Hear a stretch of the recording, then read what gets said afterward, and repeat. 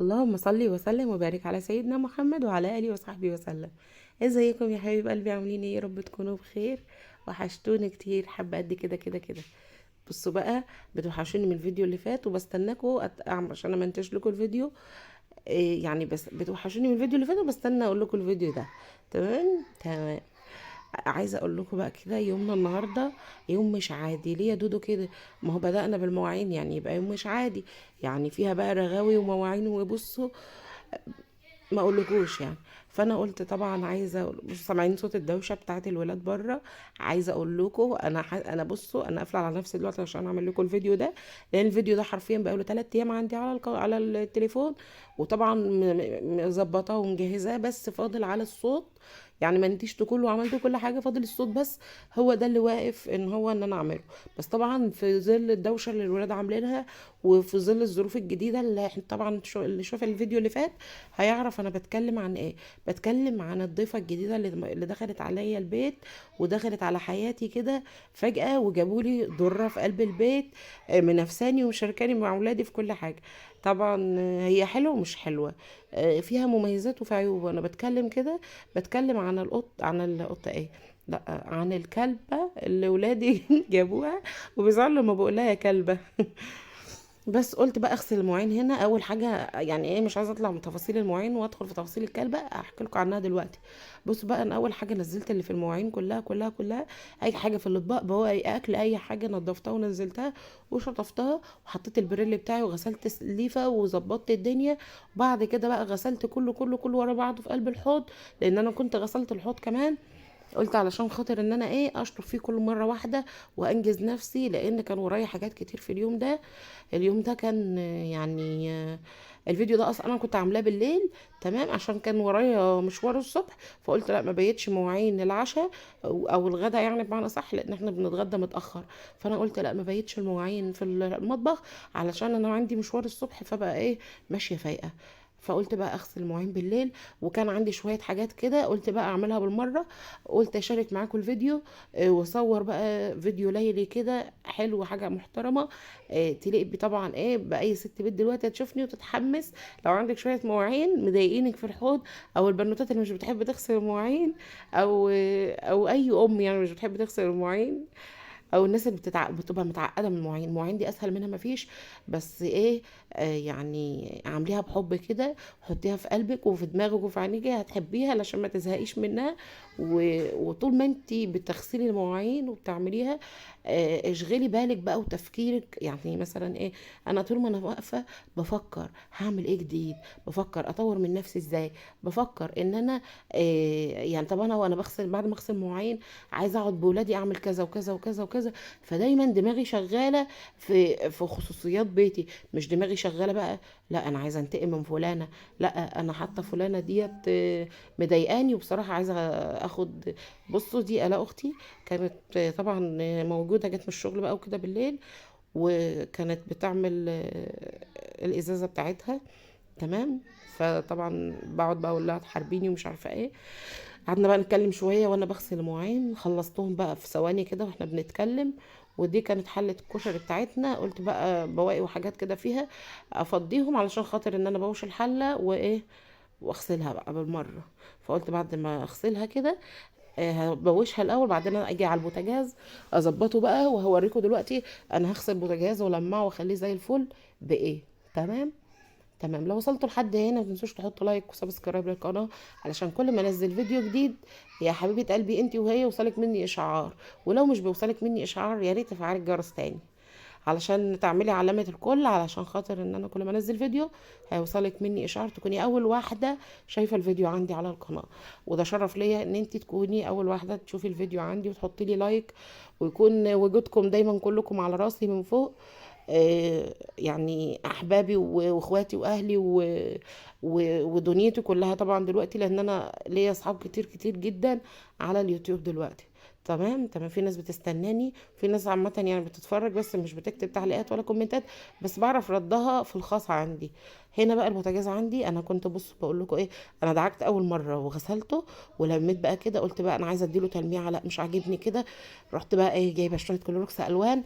واللي هيقول لي كلوركس الالوان ممكن يبوظ البوتاجاز يا دودو، لا بصراحه مش هيبوظ البوتاجاز ولا حاجه. انا كان عندي اللي هو ماستر ده بتاع البوتاجاز، فطبعا عادي دول ولادي ملناش دعوه بيهم، هيبوظوا الفيديو عادي خالص برضو هم اضربهم دلوقتي. تمام. بس المهم بقى قلت بقى ايه، امسك البوتاجاز واديله تلميعه كده واروق عليه، حاساه كده عايز يتنفس كده وياخد ايه. يعني بصراحه كان بقالي يومين بغسله كل حاجه، بس بمسح كده وايه اللي هو مستعجله بقى، فبروح مخلصه ومكروته بصراحه كده واطلع لا مش عاجبني. قلت بقى ايه، عايزه اديله رغوه كده واديله ريحه كده. بحس الكلروكس الالوان ده في البيت حاجه تانية انتعاش يعني. فبصوا هتلاقوا بقى. بس قلت بقى ايه، عفوا بقى لو كنت قطعت التسجيل عشان الولاد. قلت بقى هنا امسح البوتاجاز واظبطه واخلصه كده. خلصت البوتاجاز بتاعنا وروقنا عليه وظبطنا الدنيا.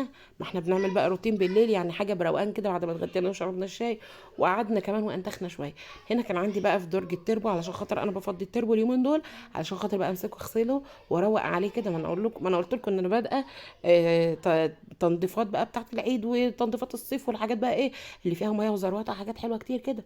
المهم بقى يا حبايب قلبي، قلت بقى عندي شويه فول من هنا، مسكتهم رحت نقعهم وطلعت بقى لقيت ايه شويه بقوليات في التربو كده. قلت لا تعالوا لي بقى يا حبايب قلبي، شكلكم كده قربتوا توصلوا للضياع، باي باي. قلت لا الحقهم قبل ما اعمل لهم باي باي على الباسكت على طول. رحت ماسكاهم تك تك تك، اي حاجه فيها نقيها نقيها نقيها، ما تخليش غير الحبايه الصحيحه بس.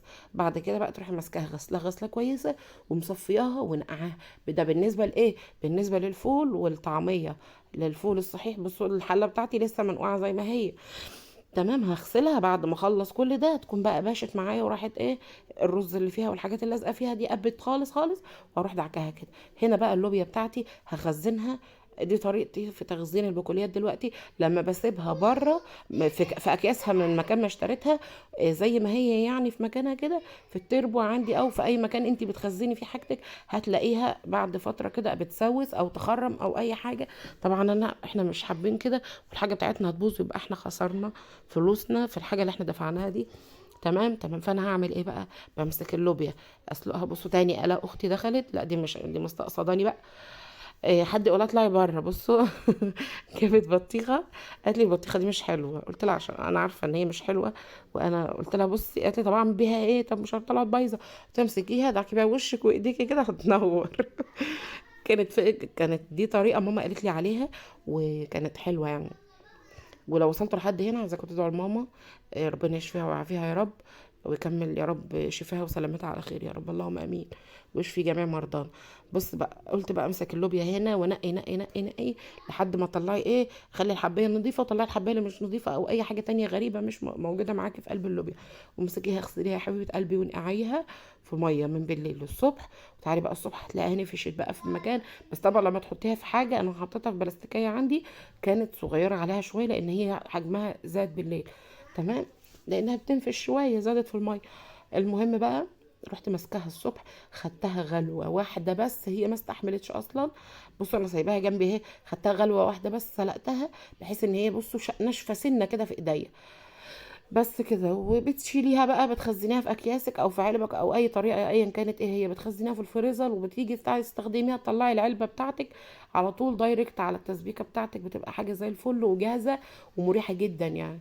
تمام تمام. بالنسبه للوبيا والفول والعجينه بتاعت الطعميه الذره يعني الدشيش، وكمان اللي هو اللهم صل وسلم وبارك على محمد، العدس ابو جبه، الحاجات اللي هي البقوليات اللي بتنفع تتخزن مسلوقه خزنيها واسلقيها عادي وشيليها خليها بس على اخر غلوه، حض فيها وخلاص على كده تبقى سهله معانا وجميله. طبعا أنا كل ده علشان بروق بقى الدنيا وبنضف التربه. وهنا دول كانوا شويه بطاطس كده كنت بقشرها وخرطها بتجهزها علشان قلت لكم انا ماشيه الصبح، فعايزه اعمل فطار، احضر حاجات للولاد قبل ما يمشي علشان يكونوا سايباهم فطرانين، مش يعني ايه اكون مظبطه عليهم ومروقاهم وفاطرين، ما بقاش ماشيه او قلقانه ان انا سايبه الولاد مش فاطرين. بس فيعني قلت بقى لقيت بطاطسيتين، قلت اقشرهم واجهزهم للصبح كده يعني. تمام تمام. بجهز عشان خاطر ان انا الصبح عارفه ان انا من نفسي. بصوا الرخامه غسلها ومنضفاها وبتلمع اهي. بصوا اللوبيا سلقتها. طبعا الفيديو ده انا كملته تاني يوم الصبح. بصوا اللوبيا ناشفه في ايدي ازاي، يعني محتاجه غلوه واحده بس، وحاجه كده زي الفل. وريتكم تخزين في الكيس، ووريتكم تخزين في العلبه. وهنا الفول بتاعي كان على النار بيستوي. حاجه كده بسم الله ما شاء الله، زبده زبده زبده اللهم بارك.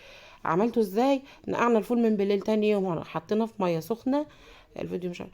بصوا، يا رب الفيديو يكون عجبكم. سلام عليكم.